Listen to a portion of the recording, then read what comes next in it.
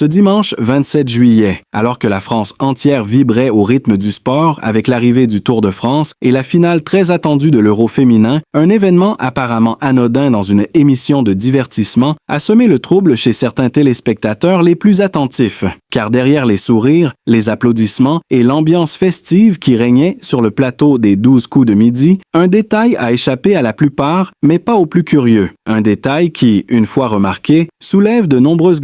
questions. Et ce dès les premières minutes du programme animé par Jean-Luc Reichmann, qui, sous couvert de bonne humeur, évoque une célébration personnelle pour le moins inattendue, en lien avec la victoire du PSG en Ligue des Champions. Mais ce n'est pas tant la victoire en elle-même qui interpelle que la manière dont elle a été évoquée et surtout avec qui, car la présence d'Ingrid Chauvin dans cette anecdote, conjuguée à une vidéo surprise et à une attitude légèrement troublée de l'animateur, a provoqué une onde de choc discrète, mais bien réelle. Et ce n'est qu'un début car à mesure que l'émission se déroule, d'autres éléments viennent s'ajouter à ce qui semble devenir un puzzle bien plus complexe qu'un simple jeu télévisé, notamment avec l'arrivée d'un ancien candidat connu de Jean-Luc il y a 20 ans, un retour qui n'a rien d'anodin et qui, étrangement, coïncide avec l'élimination inattendue de la maîtresse de midi Joséphine, pourtant solide, au profit d'Élodie, une jeune miss au sourire éclatant, mais dont la présence sur le plateau soulève des interrogations, alors coïncidence ou mise en scène subtile, célébration sportive ou message caché, retrouvailles spontanées ou scénario savamment orchestré, tout semble pointer vers une vérité dissimulée entre les lignes de ce numéro en apparence banal.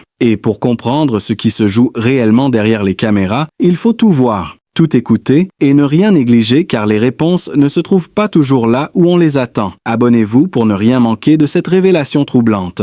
Et ce qui a véritablement glacé le sang des téléspectateurs les plus attentifs ce dimanche-là, ce n'est pas seulement cette vidéo de Jean-Luc Reichmann savourant un tiramisu avec Ingrid Chauvin, mais bien ce qui apparaît furtivement en arrière-plan de la séquence montrée à l'écran, un reflet presque imperceptible dans la vitre du restaurant. Un mouvement rapide, une silhouette qui ne devrait pas être là, une forme humaine figée, observant la scène, sans interagir comme si elle assistait à quelque chose qu'elle n'aurait pas dû voir. Et lorsque certains ont figé l'image et agrandi la vidéo, image par image, ce qu'ils ont découvert a fait frissonner les forums de discussion, une main posée sur le rebord de la fenêtre, mais avec des doigts étrangement arqués, presque inhumains, un visage sans traits nets, comme flouté par une distorsion ou un masque ou quelque chose de bien plus troublant, une expression absente, vide, mais orientée directement vers la caméra, et ce détail n'a jamais été mentionné par l'animateur, ni même reconnu par la production, qui semble faire comme si cette séquence n'avait jamais existé. Pourtant, plusieurs témoins affirment avoir vu la même chose en direct et se sont précipités sur les replays avant qu'ils ne soient mystérieusement modifiés, car dès le lendemain, la vidéo diffusée sur la plateforme de TF1 ne montrait plus le même cadrage. La scène du tiramisu avait été coupée juste avant l'apparition du reflet, et cette censure soudaine a aussitôt éveillé les soupçons, car ce n'est pas la première fois que des éléments disparaissent ou changent dans les rediffusions de cette émission. Certains fans l'avaient déjà remarqué, avec des plans coupés, des réactions effacées ou des bruitages légèrement altérés, comme si quelqu'un voulait réécrire la réalité après coup, mais pourquoi et surtout dans quel but? Car à peine quelques minutes plus tard, un nouveau frisson a parcouru les spectateurs, lorsqu'Élodie, la nouvelle maîtresse de midi, a sorti son écharpe pour l'offrir à Jean-Luc. Et que celui-ci, en la tenant, semble perdre l'équilibre durant une fraction de seconde, une sorte d'étourdissement soudain, accompagné d'un rictus étrange sur son visage, comme si une douleur fulgurante l'avait traversé, mais qu'il essayait de la cacher sous un sourire forcé, un regard discret échangé avec un membre de l'équipe technique hors champ, et un plan rapidement changé par la régie, comme si tout était prévu pour masquer cette micro-fracture dans le déroulé de l'émission. Et ce qui est encore plus étrange, c'est que l'écharpe en question portait non seulement l'inscription Mr. 12 coups de midi, mais aussi un symbole brodé que personne n'a su expliquer, un motif semblable à une spirale à 6 branches inscrit discrètement au dos comme un tatouage caché à première vue insignifiant, mais qui correspondrait selon certains internautes à un ancien signe ésotérique associé à la mémoire effacée et au contrôle des perceptions.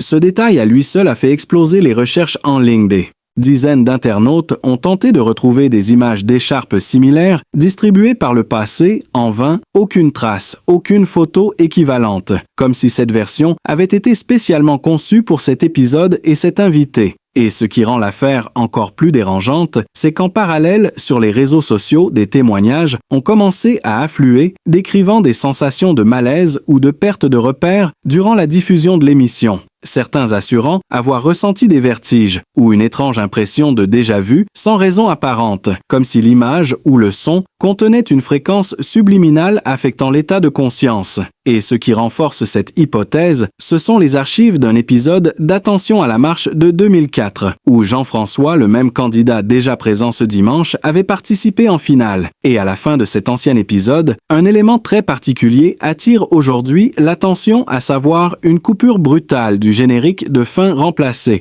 par un fondu noir inhabituel avec un bruit de fond persistant, un souffle à peine audible mais identifiable, qui semble revenir dans l'émission de ce 27 juillet lors d'un silence entre deux questions, comme une signature sonore invisible, sauf pour ceux qui savent l'écouter et la reconnaître. Ce qui relie ces deux moments à 20 ans d'écart dépasse la simple coïncidence. Et soudain, dans le dernier plan de l'émission, juste avant le générique, un éclair traverse l'écran, une distorsion presque imperceptible, mais bien réelle. L'image se fige une fraction de seconde, et dans les pixels figés apparaît furtivement un visage inconnu figé dans une grimace muette, les yeux écarquillés comme figés dans l'horreur, un visage qui ne correspond à aucun membre du public ni à l'équipe, une intrusion visuelle qui glace le sang et laisse présager une vérité encore plus dérangeante.